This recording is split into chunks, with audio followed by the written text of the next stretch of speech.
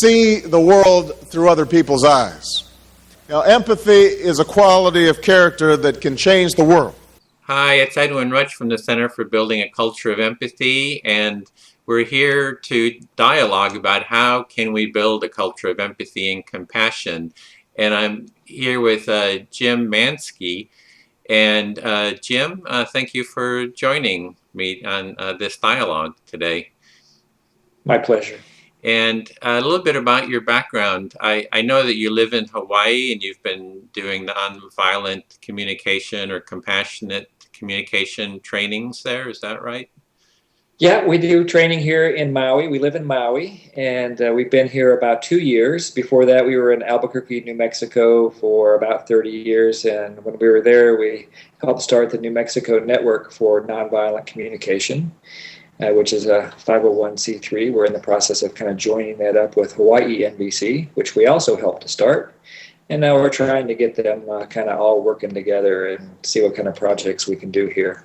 We also do some work on the mainland with our Compassionate Leadership Program and other trainings.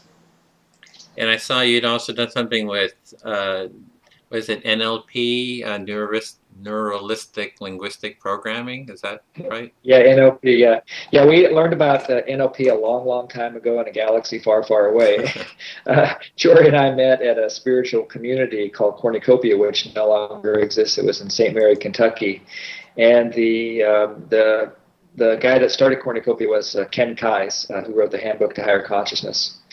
And he started studying NLP with Bandler and Grinder back in the the late 70s anyway, and he started kind of integrating NLP into the system that he was teaching called Living Love. And so we started learning about it then, and then took more extensive training in the 90s. I got a practitioner certification and worked out my master practitioner certification, as did Jory, in the 90s.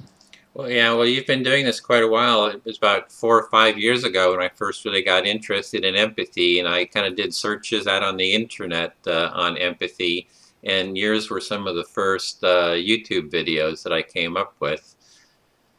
Yeah, that was thanks to some folks here in Hawaii who we came into some trainings back in the mid-2000s, and Dun Yen, I think his name is, did some videoing of those and posted them on the internet. And it was fun to see how quickly information can be spread that way. It was something that intrigued me right off the bat. I'm always looking for ways to innovate with getting the word out about empathy and NVC and whatever. And I was really excited to hear about what you're doing and getting the word out there and building the culture of empathy. That's the world I want to live in. Oh, great. Yeah, well, that's why we're talking here. You also have a website. Is that your main website, the Radical Compassion website? Yeah, we have two that our main website's radicalcompassion.com. That's kind of covers what Jim and Jory do. And then we also have compassionateleadership.com. And Compassionate Leadership is our partnership with two other CNBC trainers, Faye Landy and Roger Sorrow, and then a certified parenting coach, Sherry Bowles-Rogers. And that's our long-form program that goes for 8 months every year. Okay, so what we wanted to kind of do in this conversation is kind of explore the nature of empathy and how we can build a culture of empathy. And I thought I would start with a metaphor of your metaphor for empathy, because typically empathy is even defined as the metaphor of standing in someone else's shoes or looking through someone else's eyes. And I'm wondering, for you personally, what would be your personal metaphor of what empathy is like? That's a good question, and I think the answer depends on what frame I'm using. If I'm thinking about the frame of what am I doing, the behaviors and the capabilities of practicing empathy, then the metaphor is something like tracking. The kind of tracking where if you think of someone who's tracking an animal in the woods, where you're just following along wherever the animal leads you and putting your feet where their feet is, and you're not trying to lead anybody anywhere, but you're just following. So that's the metaphor that I use often in our training for the how of it. And for the who of it, my metaphor is a little hazier for me. When I think about who I am as an empath, or kind of what's going on at the identity level, there's a kind of a flow of energy between me and the person that I'm listening to. And empathy is like an opportunity for savoring the needs that are coming alive in the other person and experiencing them in me, and then maybe offering something about the way that I'm savoring the needs back to the other person when it shifts to honesty. And so it's kind of a sense of deep kinship or almost oneness. When I'm really, really tuned in on that empathic level, there's a true sense of being completely with the other person. And again, there's no sense of trying to take them anywhere. But it's really just a sense of like being led on a spiritual journey by someone else. And then I get to witness that and be present to it. Well, when you were talking about the savoring, it reminded me of a bit of a gourmet or something. Yeah, as I was saying it, it was like that's the other metaphor. It's kind of a gustatory metaphor, or the other thing that I here in Hawaii, we are just surrounded by these wonderful aromas from various things like gardenias and angel trumpets that bloom at night, night blooming jasmine, and so there's this sense of being with the aroma of these plants, but I'm not actually making the aroma myself. I'm just present to the aroma. And so that's another kind of metaphor. Also, the kind of a food metaphor, just being with the food rather than trying to make the food taste a certain way or anything like that. Does that make sense? Yeah, well, the quality that I was hearing that kind of perked my ears was the savoring quality. Was Yeah. this like I'm imagining, I'm just adding to your building on your metaphor, is a banquet, and you're kind of testing, not testing, but just savoring all the different flavors. Yes, I like that, and to notice that you can savor with all five senses. That's the skill of observation in NVC, is to really learn to make this distinction between being with what the stimulus is that's coming in, and just savoring it without trying to change it again, or without trying to make it do anything or be any certain way, just to enjoy it just as it is, even if it's painful. One of the biggest lessons I've had, I think, in terms of growing my own skill for empathy is having migraine headaches, believe it or not. These headaches just seem to come out of nowhere, and they'll sometimes knock me down for up to 3 days. But the lesson in it from an NVC perspective has been about how to cultivate presence with pain.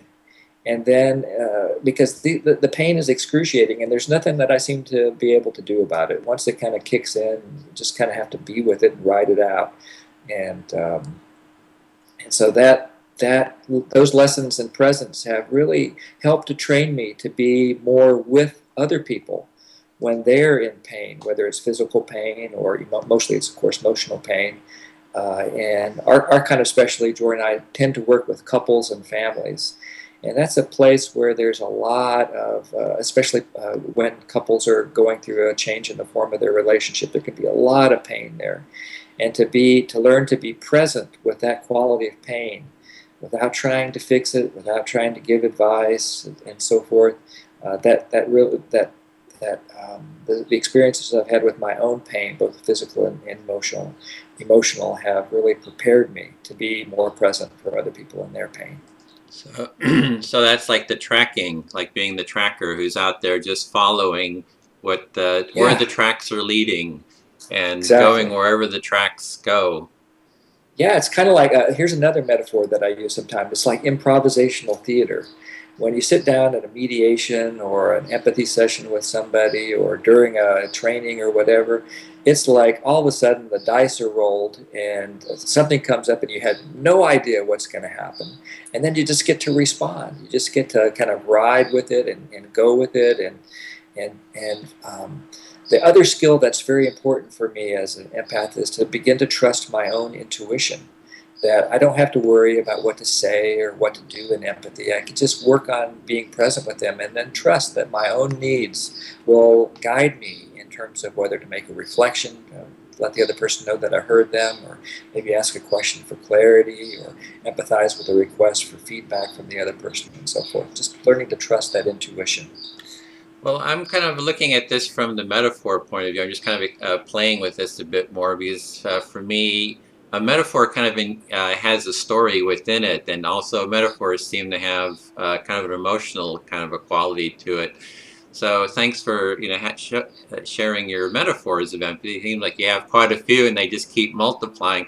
But what about the opposite of empathy? What is the opposite of empathy, and what would be the metaphor for the opposite of empathy?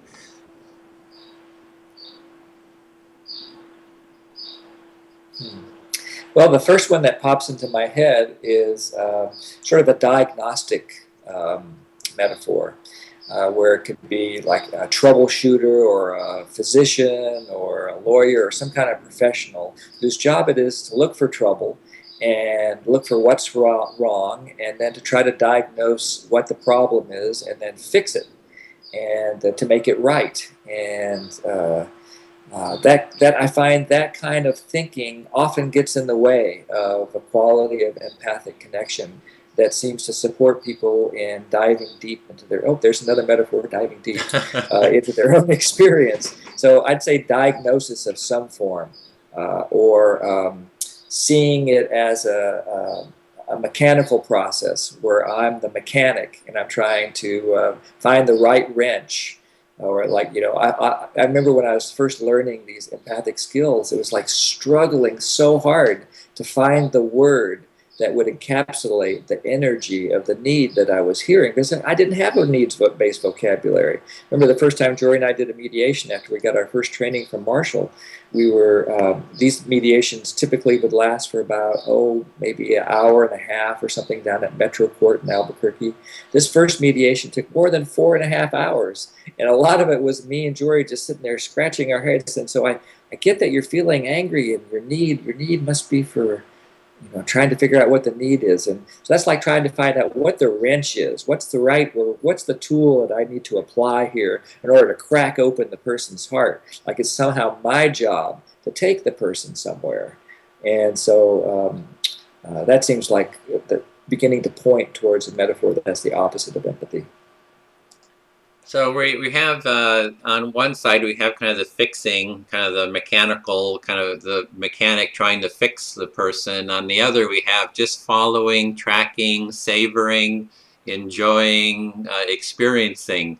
And so if we want to create a culture of empathy, we want to create a world where we're kind of maybe following each other or savoring each other. Is that kind of what a culture of empathy looks like? I think that would be a real big, important part of a culture of empathy, is training people in the skills of presence so that we can, as you pointed to, begin to enjoy the process of another person's journey, even if it goes to painful places. And but I also see that within a culture of empathy, the opposite will likely always exist, because the exciting thing to me that makes NVC a different kind of flavor of how to practice and live empathy in the world is there is the action part of NVC. Once we get connected, now there's the opportunity for compassionate giving and receiving. So an empathic culture will also include empathic mechanics, empathic contribution, empathic fixing it. Not so much that there's something wrong now, but how can we make life more wonderful? What can we add to the mix that can make sure that more needs are met at less cost for the person? So I see that an empathic civilization would hold both kinds of pieces to it. Well, I just had a little bit of an insight there, is that the kind of the tracking, the following, the presence, it's like once we have the connection, then we work together to solve the problem and do the mechanical part. Exactly. So instead of jumping in right away, starting to fix it, we need to have a real connection there, and then Yes. then it's a joint endeavor, or even. So. it's like the underpinning for a compassionate culture or an empathic culture would be the sense of collaboration. That I see that my needs are deeply entwined with your needs. So I want to compassionately contribute to you, because when you are well, when you are flourishing, when you are happy and healthy, that helps me. And likewise, when I'm flourishing, that helps you. So creating a culture of collaboration underpins or underlies a culture of empathy, and they seem to really feed each other in a life-serving way. Well, before this discussion, I'd sent you an email just asking what your ideas were for building a culture of empathy, and you'd sent 3 of them. And the first one was supporting people in creating a life-serving system within themselves. How does that fit into these metaphors of empathy and, the opposite, or non-empathy? Yeah. Well, I guess for me, creating this sense of empathic connection with myself, in other words, having the opportunity on a moment-by-moment basis to increase the awareness of what's important to me, what I'm valuing from moment to moment, and then to live from that deep sense of values, including the need for other people's well-being and my need for interdependence and mutuality and so forth.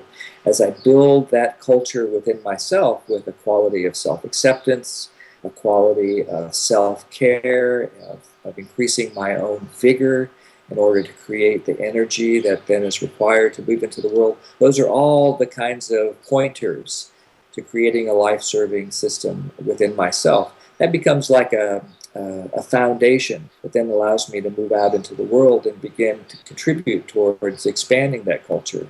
But for me, it begins on the inside. If I can't have an empathic relationship with myself, how could I pretend?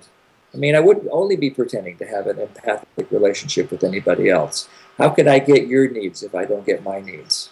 So it's almost like we have to start by tracking our own feeling, and savoring and experiencing our own feelings and needs and desires and values then.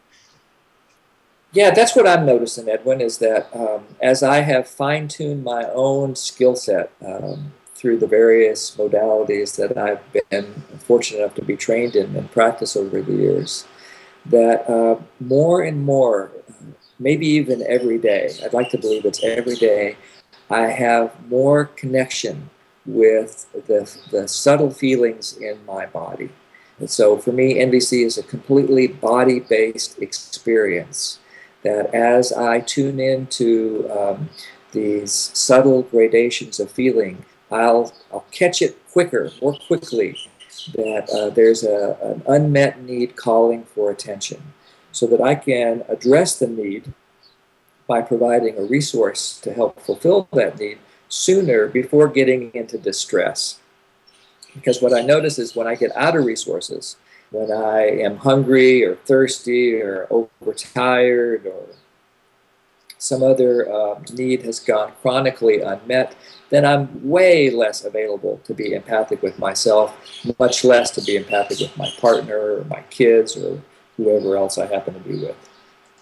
So the moral of the story for me is to tune in more and more on the frequency of my own feelings, with physical sensations and emotions, and my noticing. Not trying to push them away, but to treat them all as, here's another metaphor, as signals, like a signaling system. Feelings are a signaling system. They help me to wake up to what's needed in the moment, what I value in the moment, and then following that through my intuition to come up with what could address these needs. And as I do that more and more, then I end up being more well-resourced from moment to moment in my life, and therefore much more willing and able to be responsive in an empathic way when someone else in my vicinity is in distress and needs some empathic support. So it sounds like you kind of have the dials there, and you're looking for the frequency of what's going on inside yourself. Yeah, exactly. And you're Yeah, it's trying like to get that signal, kind of get a clear signal. Exactly. Tuning into the signals that are always there. I mean, it, it's kind of fun. We always start our trainings with these little self-connection exercises. And a very important part of these self-connection exercises is just setting an intention to tune in to what's going on. So it's like the dial thing you said, tuning in to the physical sensations and emotions, especially in the core of the body, in the gut, solar plexus, heart, throat, right in there. There's such a rich source, ongoing source of information about the state of our needs and what's important to us from moment to moment. So do you have any kind of tips on how do you do that, tuning in? Like what are your kind of, how do you tune in to those feelings and become aware? Because when we're going through the day, you know, it's a busy days, we're kind of rushing from one thing to another. It's like, you know, there's people who do like meditation, maybe they'll meditate for half an hour, kind of be aware of you know, just really take the time for self tuning in that way. Do you have other ideas or? Some sort of mindfulness practice, whether it's meditation or like sitting meditation or walking meditation or cooking meditation or whatever, to bring that mindfulness to every aspect of life. One of my practices is actually to, before I get out of bed in the morning, is when I first start becoming aware of the birds singing here and maybe Jory next to me and the lights coming in, and I start coming to consciousness to remind myself that here's a chance before all the activities of the day begin.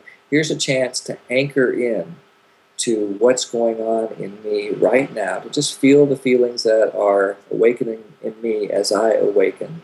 And then also to take that time to connect with what kind of aspirations do I have today. I'm a big believer in intention and aspiration. So I use those moments before actually crawling out of bed to set some intentions and aspirations for the day. And so it might be to kind of install an idea in myself to do some kind of a mindfulness practice throughout the day. So it could be like here's one that I used for pretty much all of last year. I would lay in bed and I would practice hearing my wife's voice, and it would usually be I would practice with her directing her voice at me, and then what I would practice doing mentally, like mental rehearsal, was to tell myself I don't have to respond to that, because what I noticed is that a lot of conflict that was going on between Jory and me had to do with kind of an automatic reaction to whatever she said. It was coming out of some kind of have-to energy. Jory says blah, blah, blah, and before I even knew what was happening, I was quacking. I was reacting to her. And kind of the mechanic you're talking about, right? You're turning into the mechanic or the doctor. Yeah, and so by laying in bed every morning, I would set this intention. Okay, today when I hear Jory's voice, the first thing I'm going to tell myself is I don't have to respond to that. Well, it takes about 1 second to say that to yourself. So suddenly I had a whole extra second that I'd never had before in my whole life. And that extra second reduced the quantity of conflict and increased the quality of connection by an immeasurable amount when I remember to do it. And of course, the first day I would set that intention and I wouldn't even remember it for the whole rest of the day maybe.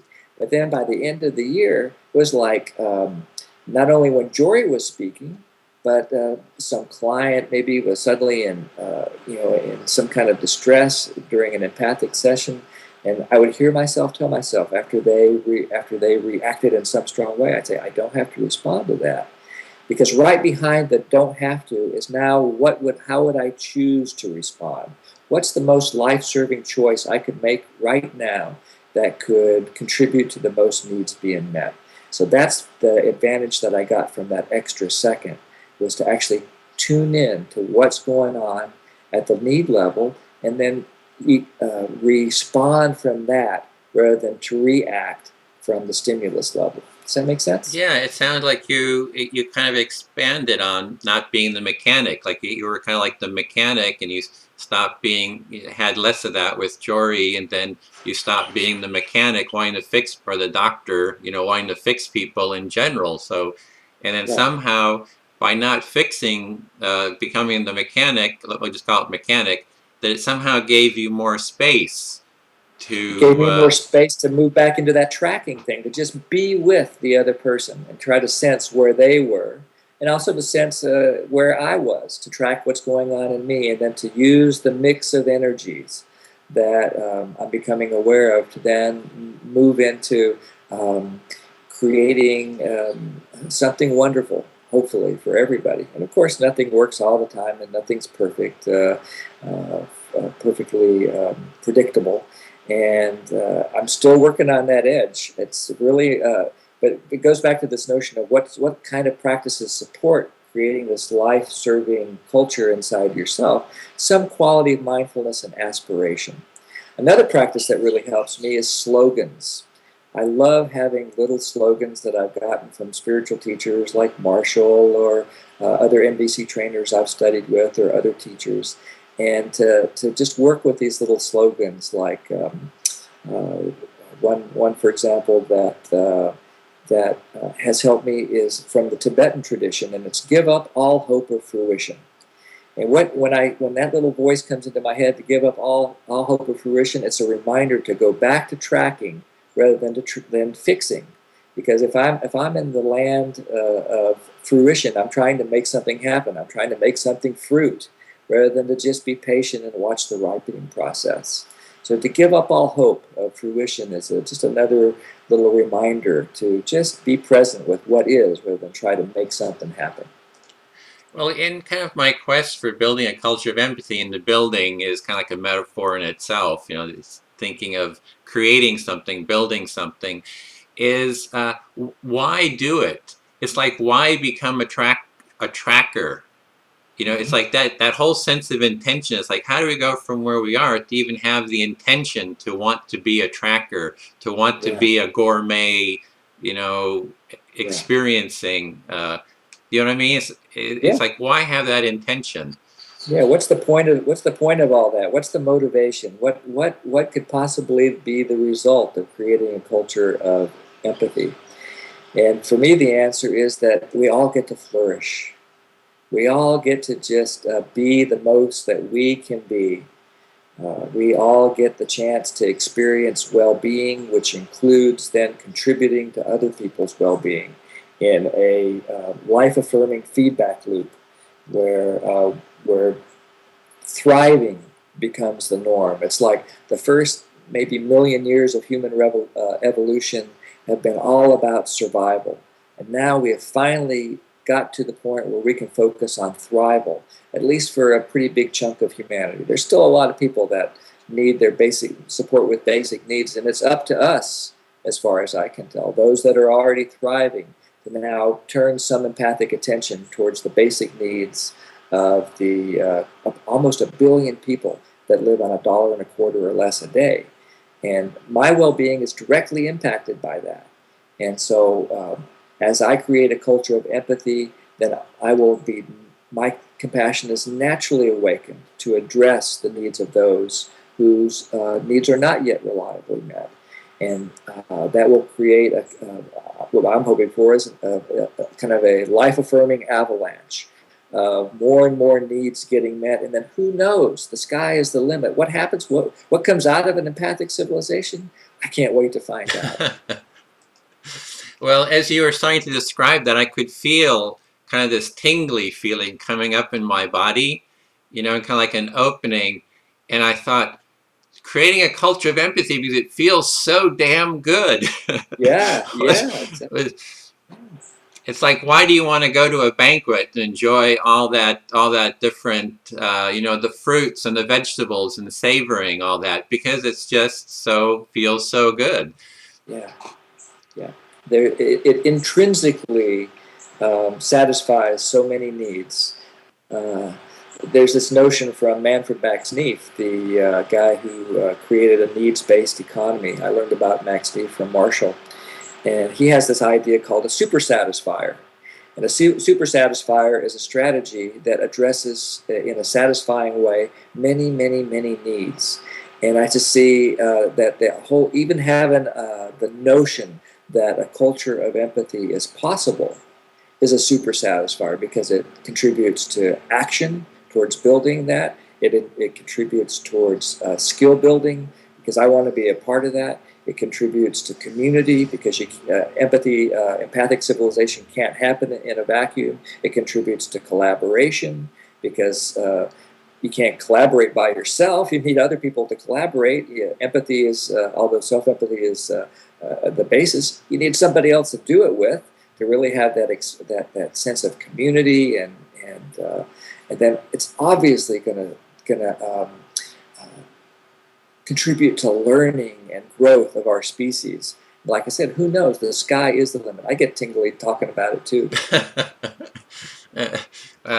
So you had the second point you had supporting people in creating a life-serving system in primary relationships, family, workspace, neighborhood, and community. And you tend to use the word system. I was kind of wondering about that as well. Yeah, I think that system is kind of a systems view is a real important idea, and I first learned about it through my work with neurolinguistic programming, NLP, because one of the fundamental, the basic presuppositions underlying all of neurolinguistic programming is that if you change one part of a system, the whole system cannot not change. So if I'm working on myself and creating a culture of empathy, or however you want to look at it, within myself, then that is, whether my partner wants to or not, she's going to start being affected by that. If I'm giving her empathy, it can't not affect the way we relate. And so by beginning with myself, it's going to naturally begin to awaken compassion in those that I'm with, whether they have any interest in NVC or not. It only takes one. We often told people at the end of our trainings that if you want to learn how to integrate NVC more quickly into your life, here's what you can do. Step one is find a partner to practice NVC with, and then you will accelerate your growth. But if you really want to grow, find a partner who doesn't practice NVC, and then you'll grow twice as fast, because it's like your heart is constantly being given the opportunity to be with the other person, right where they are, without creating some kind of a idea that they should be NVC or they should speak NVC. Rather, I'm opening my heart to be present with them however they are. And then that's gonna naturally begin to build a culture of empathic understanding between first me and my partner, me and my children. If I'm in the workplace, how can my boss not be affected if when he comes in and he's having a bad day, if I meet him with empathic understanding, even if I don't even open my mouth, that's going to change the system at work. And so it'll ripple out to through all relationships, and I trust the power of intuition. I trust the power of needs to actually gently guide us towards building these systems. So if people would just kind of pick up on that energy and kind of be seen and felt, and also that you're kind of just modeling it, and that kind of sends out the ripples, kind of like that. So if you're at the banquet, you're just having such a good time eating, enjoying, people are saying, hey, I want some of that too. Yeah, if I'm sitting there and I'm savoring something really delicious that's on my plate, and someone notices me savoring, they're going to want to savor it too. They're going to want some of that. That's the way human beings are. We want what works for us. We see that something works for our fellow citizens, our fellow human beings. We want what works for them because we want to flourish. It's so deep in us. It is the deepest. It is deep at our core that we want to flourish, because in an environment of flourishing, we will create healthy children. And then if we sustain that healthy environment, they will have children and that will also thrive. And we will reverse this flow towards inertia that can drag us down into scrapping for survival. into rather how can we support one another in flourishing. It's a natural process. So the third point you had was creating systems that reframe conflict is necessary part of growth and learning while creating a framework for resolving conflict in a life-serving way. So how does that fit into the metaphor? Yeah, that's the other way to really accelerate integration of NVC or things like it is to work with conflict, actually go against the grain. You know, if you see conflict, our habitual response is usually to fight it, flee from it, freeze, something along those lines. And what's possible is to learn to flow with conflict, to actually move towards conflict with the vision that this conflict contains the seed of compassionate giving and receiving. That when two people are in conflict, they're having a temporary creativity crisis. They are stuck that their strategy is the only way to meet their needs. This way is the only way, this way is the only way. These two strategies cannot coexist at the same time. NVC allows us to go underneath the strategy level, down to the need level, to see that both people probably have the same need. I mean, I can't think of a mediation where we didn't eventually get to a mutual understanding that both parties had the same need. Then, when they're both settled and savoring in at the need level, it's very natural to begin to collaborate. Okay, now what could we do, either together or separately, to address our needs? And so it's a way of actually reframing conflict, rather than something to be dreaded or avoided at all costs, but to be curious about, oh, hey, I think we're having a little bit of drama here. Let's see what we can learn about it. What's going on for you? And then to track what's going on, to begin with tracking what's going on with the other person, and then to bring it back to what's going on inside of me until we settle into the need level, and then trusting our intuition, our joint intuition, that between the two of us, we have everything we need to escape the creativity crisis and find something that we could at least try that could address the conflict. Well, I'm trying to fit that into your metaphors of the tracking. So if we look at the tracking metaphor, if we have conflict, what is conflict like in that tracking? Is it like losing the track, losing the trail, or? Yeah. It'd be like that the conflict would begin that I'm on the trail and you're on the trail and we have a little collision. Somebody's not paying attention to what's going on. And so we're suddenly both competing for the same space at the same moment, and both trying to lead one another. And so there's like a tug of war that's beginning to happen. And maybe one of us is more power than the other. And so we think we're the mechanic, we're the doctor, we're the authority. So we're going to impose our way as the dominator onto the other person.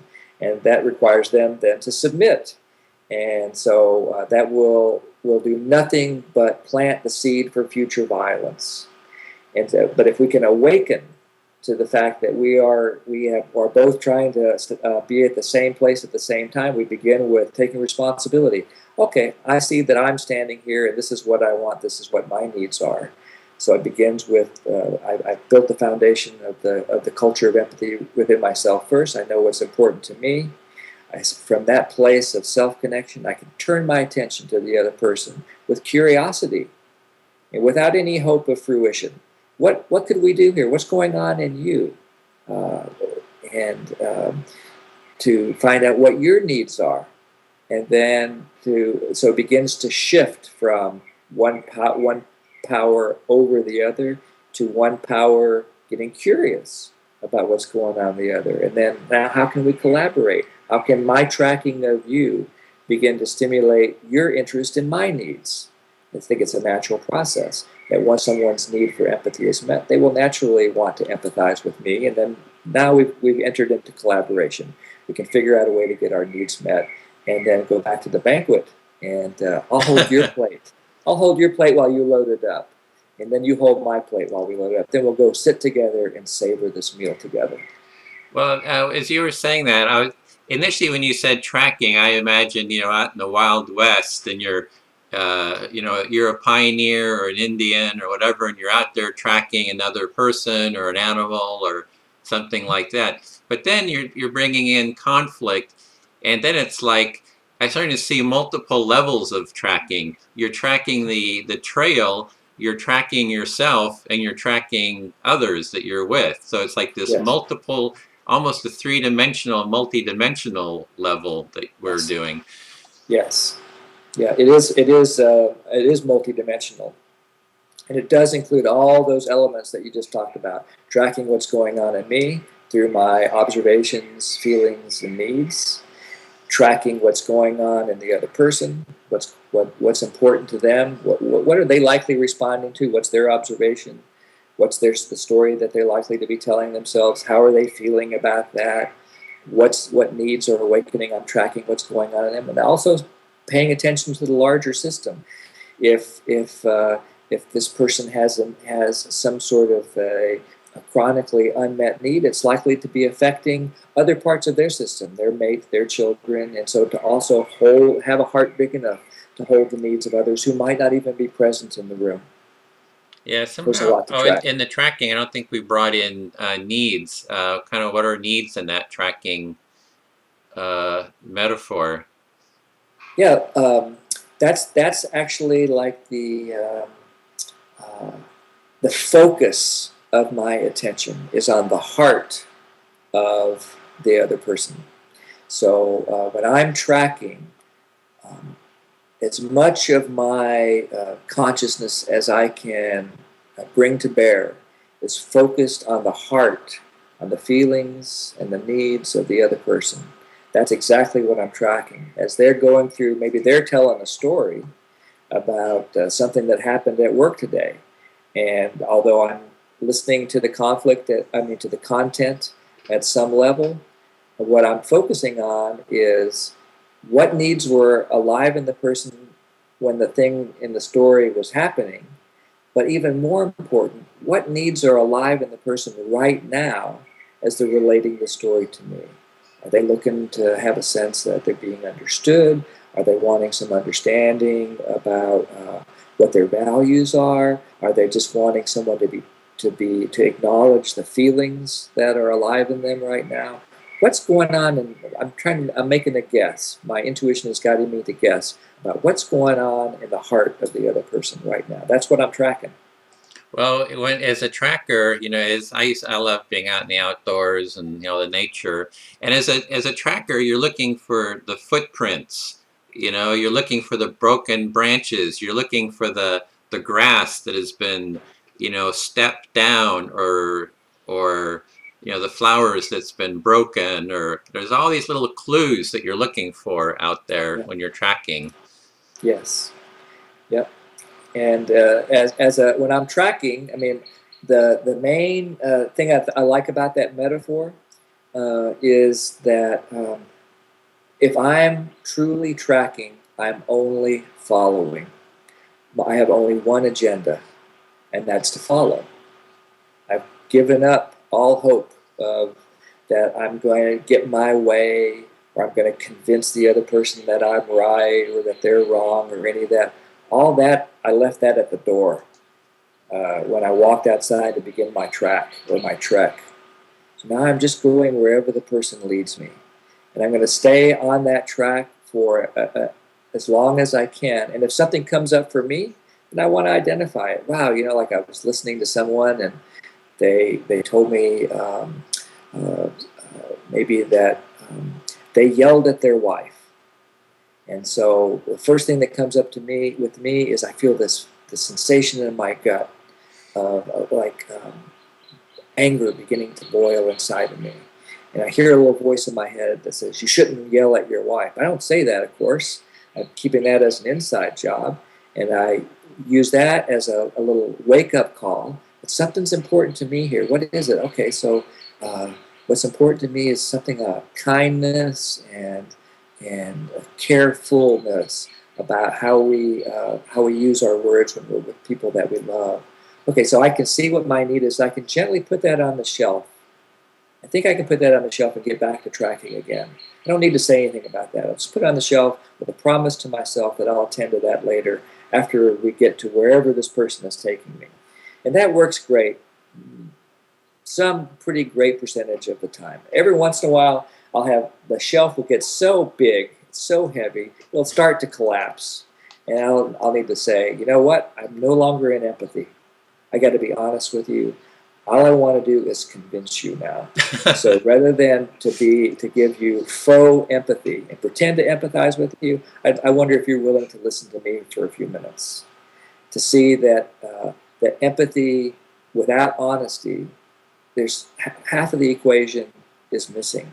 So in my dream of the world that we're creating, the empathic civilization, that the other side of the coin is also present, the authenticity, the honesty, the ability to speak up for my own needs in relationship with you. And so we might attend to that for a few minutes until I have a sense that we're back at a mutual place. Then I can go back to tracking again. So that's another thing that I'm tracking in this complex thing called empathy, is I'm also tracking whether I'm actually in the space to continue to walk with you, or whether I've slipped into conviction, or we call it slipping into conviction, or slipping into correction, and to own that when it happens. So we were kind of got into this last aspect on conflict, and we're kind of exploring how conflict related to the tracking metaphor. I'm wondering, how does the conflict relate to the banquet metaphor? They kind of overlap, but I don't know if we could play with that a little bit. It's like we're here at the banquet, and I'm enjoying some grapes, and I'm enjoying and savoring the smells, the aroma of the jasmine, or feeling the sensation of the fruit or whatever. So I mean, you're so good at these metaphors. how does that conflict, where does the conflict come in there? Okay, so here we are at the banquet table, and it's actually like a what do they call it? Like a all-you-can-eat buffet, right? Yeah. And we're going back for seconds because we just had this delicious piece of whatever, and we just finished savoring it, and the desire awakens within us for one more, just like that. I think I have enough room for one more. And we get up to the buffet table, and there's one left. And just as I'm about to reach out for it, somebody else gets in there and gets that last one. Well, now we've got a conflict. We've got two people who want the same resource at the same moment in time. And if we fall into the creativity crisis and the either-or thinking, then the conflict will blossom. If I have the belief that this is the last, whatever it is, let's call it a last piece of cake. It's the last piece of cake on the planet, and either he gets it or I get it, we're going to go to war if I'm attached to getting it. And so if I awaken to the conflict quick enough and see that I have fallen into the trap of either or, then I can move from that sense of constriction and not enoughness to beginning to open my vision to maybe there's other strategies that could meet the same need, because I don't get attached to the strategy of the piece of cake, but instead I awaken to the need that's likely to be met by the piece of cake, which might be sustenance and pleasure and beauty, and maybe if it's even sharing the cake with somebody else, and I could actually move into dialogue with the other person. If we're actually living in an empathic culture and everybody's kind of used to this idea, I say, hey, I see we're both going for the same piece of cake. That's the observation. I'm feeling a little bit stuck because I see you'd like to have the cake. I'd like you to have it. But I also see that I'd like to have the cake. And so I'd like to, I guess my need really is to talk about it and connect about it. Would you be willing to tell me what you heard is important to me? And suddenly the cake becomes a lot less important than the connection.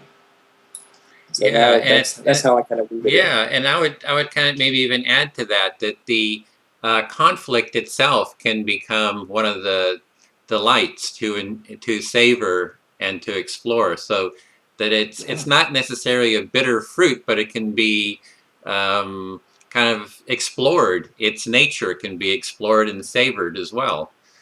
Yeah, and we part of a culture of empathy will be that we have cured the phobia to conflict or the allergy to conflict. Like what our deeply ingrained habitual response is to see conflict and turn 180 degrees from it and move away from it. And in my vision of an empathic civilization, we'll see conflict. So that's the first thing. We'll just notice that it happens. Then we'll take one step back from the conflict. We'll kind of have it'll increase our perspective just by taking that step back. And that will engage the cerebral cortex of our brain, the higher executive functions of the brain, and then we can actually make a choice. That's where choice comes from. And the choice that seems to really help in almost every conflict is curiosity. So then I lean forward with curiosity. Okay, so now I'm interested in what's the life here? What's alive in me? What's alive in you? Or if I'm doing a mediation, what's alive in A? What's alive in B? Get really curious about it.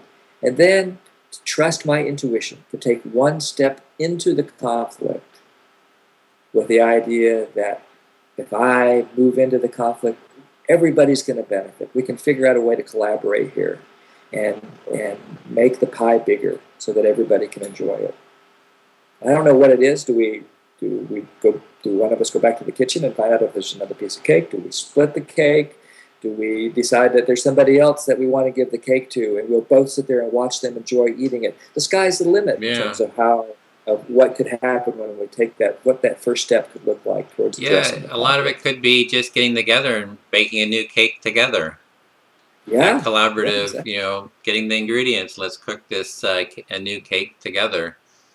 Yeah, that's another possibility. Or I might shift so much in terms of my connection with the other person that the thing that I want most is to watch them enjoy the cake. Yeah. Wow. Or maybe they shift. Mm-hmm. Or maybe we take turns eating the cake. Or maybe, we actually have been talking about it so long we realize that we're already full. We don't need the cake. or maybe we both take the cake and give it to someone else. Exactly, yeah. So it's like this whole world of possibilities opens up out of that. Yes. This whole creative That's world. the journey. Yeah.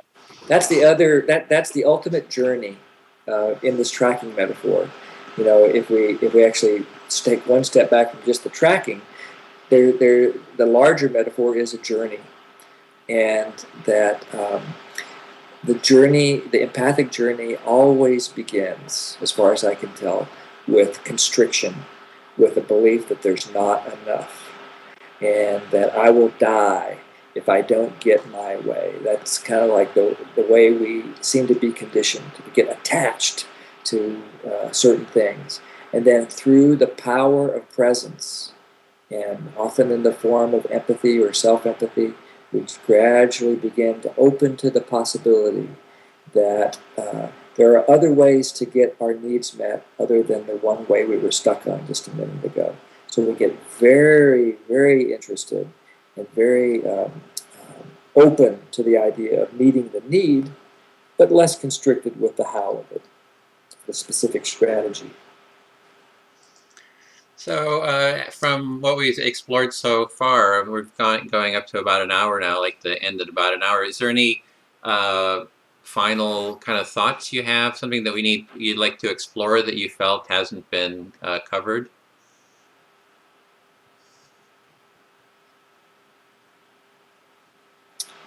Well, I guess the last thing that I could think of to say is about this third aspect of creating a different view about conflict. That this will begin very, very, very, very young. That children in school would be nurtured towards moving towards conflict, rather than some authority coming in, like the teacher coming in and quashing the conflict with the voice of authority and requiring both children to submit to her authority. whether in the empathic civilization that I want to live in, the teacher will actually be a trained conflict worker, where she will see the conflict emerge. She'll step back and watch the kids try to work it out at first. If she notices through her own curiosity that the kids need support, that's her intuition, is to take one step forward, then she'll play mediator or tracker or whatever it is to help the children work through their own conflict, thus empowering them and teaching them deep lessons about how conflict is a gift. And so I'd love to see this happen in every school, where some form of needs-based mediation and restorative circle work and so forth is an integral part of every day's activities, so that at the end of 15 years of school or whatever it is we have, this has been happening every single day. How could that not change the workplace? I get out of a job, and now I've got 15 years of conflict work experience. Boy, I'm really well prepared for the job force. No matter what the job is, there's going to be conflict. And so that's the last thing that I can think of to say. Anything come up for you hearing that? Yeah, the tracking. I think what you're saying is, to be a tracker is not, we're just not born trackers. Total. It's like, just as tracking is kind of like this skill that gets developed over time. So you Yes. learn to read. It's like, and if somebody's there to kind of guide you to see what the clues are, what are the, how does tracking work and what's involved, and how do you, are you slow or fast or mindful? So all that stuff needs to be taught, and we need to create ways of teaching that. I took a workshop on mediation at our local mediation center here in Berkeley, and I was, one thing I thought is, like, if I would have learned this already in grade school, it would have had such an effect on my whole life, going Yeah, forward. absolutely. So I think maybe that's what you're kind of addressing, is let's bring those skills into the schools and teach them at an early age, that tracking Yes. skill. And I think we do a pretty good job of teaching it in many school systems at the early age, but then it kind of gets dropped a little bit in the middle school years, when the conflict really begins to emerge and where it becomes much more serious, because now bodies are bigger and stronger and more pain can be inflicted with them when violence erupts. And yet that's when we seem to fall under the spell more of a domination system where authority quashes conflict temporarily, thus letting the resentment kind of simmer throughout all of middle school and maybe even into high school, and then sometimes it explodes in all kinds of bullying behaviors and so forth. And so if we can do as a society a better job of inculcating these values of and skills of conflict, of working with conflict, then bullying will disappear. How can you stand by and watch somebody else be bullied? Instead, you get curious and move into the conflict. And you see, okay, here's someone bigger and stronger picking on somebody smaller and weaker, and here's 5 people watching it. Well, 5 of us have the power to actually protect the weaker one, the temporarily weaker one, and actually to also protect the stronger one. That our impulse then is to move into the conflict and work with connection rather than correction and punishment and so forth to try to stop the bullying.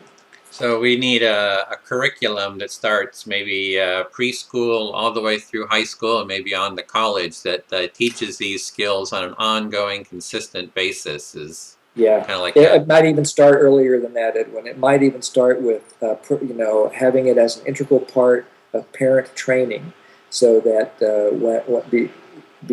as parents, as people move into relationship, they're getting these conflict work skills. And so they're actually working with conflict in their own relationship. So the child is born into a system where conflict is understood and welcomed for what it is, as an opportunity to deepen connection. Well, great. I've really enjoyed this dialogue, Jim, and hope we can kind of stay in contact around this. And I'm going to be interviewing Jory this weekend, so really enjoy thanks for going along with the metaphors. It's something I'm kind of like switching to, like playing with. I've always liked playing with metaphors, but I'm trying to make the metaphor central to the dialogue. And I like it. I did too. This is one of my more enjoyable kind of dialogues because of that. Somehow I think it merges, parts of my brain. Metaphors merge those cognitive parts with the emotional parts for me. Absolutely. Yep. I really enjoyed that clarity, and I enjoy how it really supported us in creating a quality of connection that I enjoyed as well. See the world through other people's eyes. Empathy is a quality of character that can change the world.